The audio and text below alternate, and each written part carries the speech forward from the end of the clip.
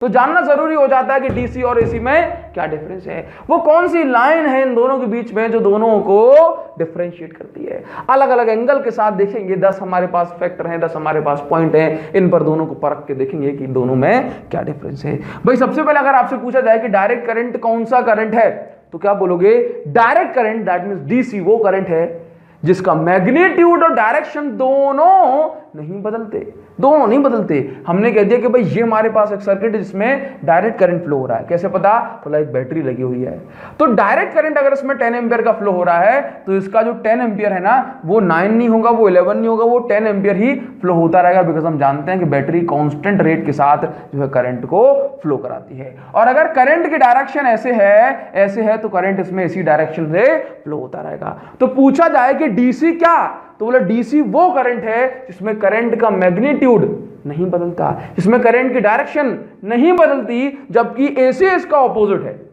AC इसका उल्टा है।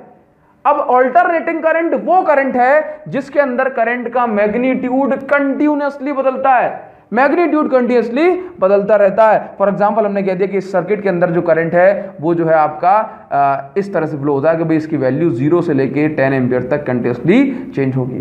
10 हमने एक एग्जांपल, रफ एग्जांपल के तौर पे ले लिया, तो हम क्या कहेंगे भाई कि इसमें जो करंट की वैल्यू किस तरह चेंज होती है कि भाई 0 से लेके 10 तक करंट पहुंचा, फिर 10 से लेके 0 तक, फिर जो है 0 से लेके 10 तक ऑपोजिट डायरेक्शन, फिर 10 से लेके 0 तक, इस तरह से। तो मतलब 0 से 10 से 0, फिर ऑपोजिट डायरेक्शन में 10 और फिर 10से 0।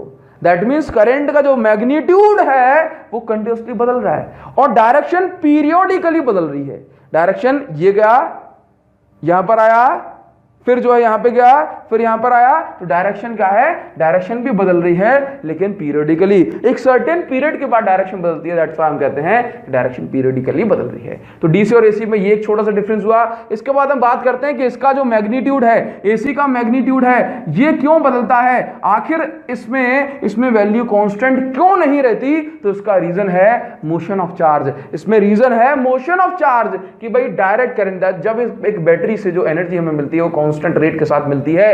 याद रखना कि इसमें जो चार्जेस हैं वो एक्चुअल में फ्लो होते हैं, जहां से सर्कुलेट होते हुए वापस यहां तक आ जाएंगे और सर्कुलेशन उसमें होता रहेगा। जबकि हमने आपको एसी में बता दिया तो ये क्या कांस्टेंट रेट के साथ चलता है, सब कुछ इसमें कांस्टेंट रेट के साथ चलता है, तो इसमें क्या भी एक्चुअल फ्लो है। जबकि दैट मींस अगर डीसी की बात की जाए तो इलेक्ट्रॉन्स या चार्जेस यहां आगे बढ़ते हुए चले जाते हैं। जबकि एसी में क्या होता है कि जो चार्जेस हैं वो अपने ही जगह पे ऑसिलेट होते हैं। दैट मींस यहां से यहां, यहां से यहां, यहां से यहां, यहां से यहां, तो इस तरह से इसकी डायरेक्शन। अब सोचो ना कि अगर ऑसिलेशन हो रहा है दैट मींस इसका मतलब यह है कि flow of charge, rate of flow of charge बदल रहा है, rate of flow of charge बदल रहा है, दैट मींस इसकी जो वैल्यू है वो बदल रही है। तो आप यहां पे लिख सकते हैं कि चार्जेस जो है अपनी ही जगह पर ऑसिलेट करते हैं अपनी जगह पर, ऐसे रैंडम मोशन अपनी जगह पर ऐसे करते हैं ना। अगर बात की जाए फ्रीक्वेंसी की, तो फ्रीक्वेंसी का मतलब है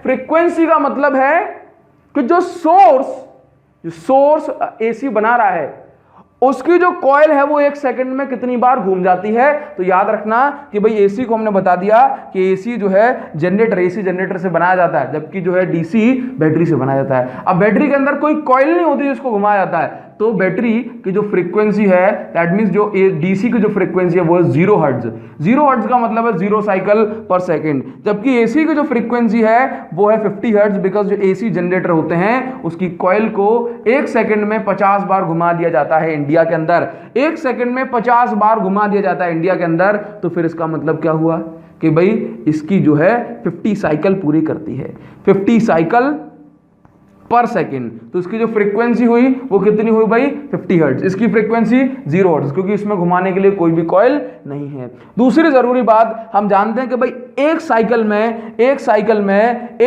में 2 बार करंट की डायरेक्शन बदलती है। एक साइकिल में करंट की डायरेक्शन 2 बार बदलती है, तो 1 सेकंड में 50 साइकिल होते हैं, तो करंट की डायरेक्शन जो है 100 बार बदल दी जाती है। 100 टाइम्स एसी में करंट की डायरेक्शन बदलती है 1 सेकंड में। तो याद रखना कि अगर हमारे पास एक बल्ब है, जिसमें ऑल्टरनेटिंग करंट हो रहा है, आ रहा है, तो याद रखना कि इसमें करंट की डायरेक्शन 100 बार बदलती है। 50 बार करंट ऐसे, 50 बार करंट ऐसे, 50 बार ऐसे, 50 बार ऐसे, 1 सेकंड के अंदर।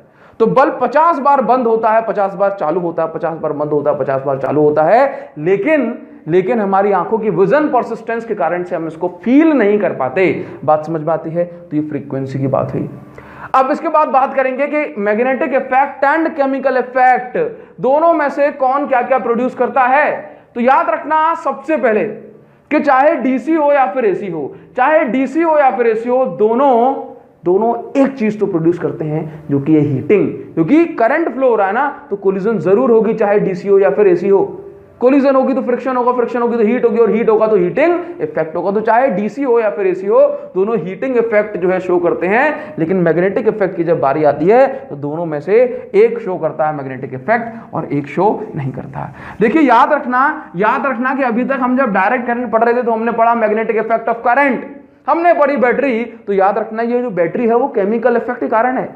Magnetic effect of current magnetic effect के कारण है, ठीक है ना। जैसे मान लो गैल्वेनोमीटर किस प्रिंसिपल पे वर्क करता है, तो galvanometer works on the magnetic effect of current, है ना। नाउ अब ध्यान दो, जबकि एसी में क्या होता है, याद रखना एक बात कि AC alternating current magnetic field तो बनाता है, ऑल्टरनेटिंग करंट मैग्नेटिक फील्ड तो बनाता है, लेकिन उस मैग्नेटिक फील्ड की डायरेक्शन 1 सेकंड में 100 बार बदलती है, 100 बार बदलती है, 100 बार बदलती है। 50 बार यहां, 50 बार यहां, 50 बार यहां, 50 बार यहां।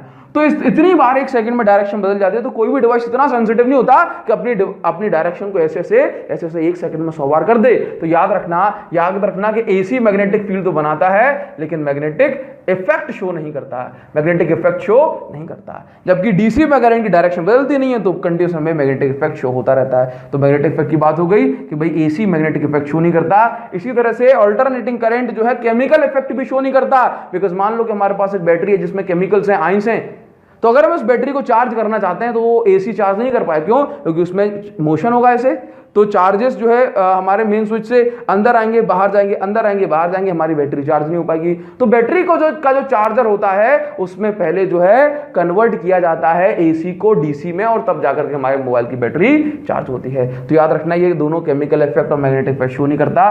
केमिकल इफेक्ट का मतलब क्या, बैटरी वगैरह चार्ज हो रही है, दैट मींस डीसी जो है केमिकल इफेक्ट शो करता है। मेजरिंग डिवाइस की बात की जाए तो भाई जो है डीसी जो है मैग्नेटिक इफेक्ट, डीसी को मेजर करने वाले जो डिवाइस होते हैं जैसे गैल्वेनोमीटर, वोल्टमीटर, अमीटर, ये जो है मैग्नेटिक इफेक्ट ऑफ करंट पे काम करते हैं। सभी नहीं, लेकिन जो है इसमें से मैग्नेटिक इफेक्ट ऑफ करंट पे काम करते हैं। जबकि यहां पर देखो, यहां पर क्या होता है, based on heating effect of current, है ना। एसी में तो एक ही इफेक्ट है क्योंकि हीटिंग है, तो जो सारे के सारे जो है हॉट वायर इंस्ट्रूमेंट इसके अंदर होते हैं। कैसे? हॉट वायर इंस्ट्रूमेंट इसके अंदर होते हैं। ट्रांसफॉर्मेशन की बात की जाए तो याद रखना ट्रांसफॉर्मेशन का मतलब है कि डीसी का वोल्टेज बदला जा सकता है या नहीं।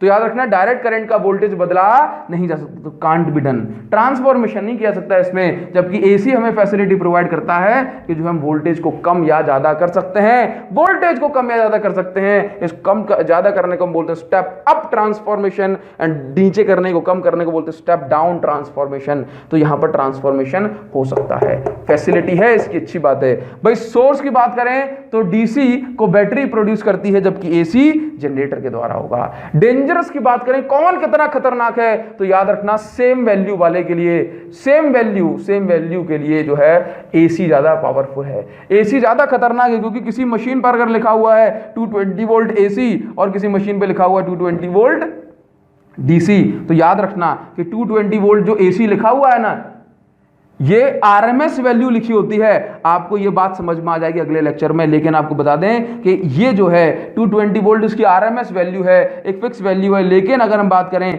इसी की पीक वैल्यू में अगर हम कन्वर्ट करेंगे तो ये होती है आपकी 311 वोल्ट। तो याद रखना कि 311 वोल्ट तक ये वोल्टेज वेरी करता है ना। एसी में वोल्टेज वेरी करता है, लेकिन हम एक फिक्स वैल्यू आरएमएस वैल्यू ले लेते हैं। तो 220 वोल्ट अगर लिखा है तो उसमें √2 का इंटू करोगे तो उसमें मैक्सिमम वोल्ट की वैल्यू मिल जाएगी, जबकि 220 वोल्ट इसमें डीसी में सेम रहता है। तो याद रखना आपको, अच्छा ये वाला कॉन्सेप्ट अगर समझ में आया तो इसके ऊपर हम जो है एक सेपरेट वीडियो बनाएंगे और उसमें लिख देना why AC is more dangerous than DC, आपको समझ में आ जाएगा। अभिषेक साहू लिख के सर्च कर लेना, ठीक है ना। तो याद रखना डीसी कम खतरनाक है और एसी ज्यादा खतरनाक है, दोनों की कंपेरिजन में। ग्राफ की बात करें तो याद रखो भाई टाइम के साथ साथ टाइम टाइम के साथ साथ और जो डायरेक्ट करंट है वो बदलता नहीं है उसका मैग्नीट्यूड, तो जो ग्राफ है वो ऐसे जाएगा, जबकि इसका मैग्नीट्यूड बदलता है तो ग्राफ ऐसे कैसे जाएगा भाई, देखो जीरो से मैक्सिमम करंट और मैक्सिमम से मिनिमम, फिर ऑपोजिट डायरेक्शन में मैक्सिमम होगा और फिर ये मिनिमम हो जाएगा, ये टाइम के साथ साथ, ठीक है। और ये आपका करंट है, समझ में आ गई। तो ये जो है एसी और डीसी में कुछ मेन डिफरेंस है, इसके बाद आपको कोई भी कंफ्यूजन नहीं होगी।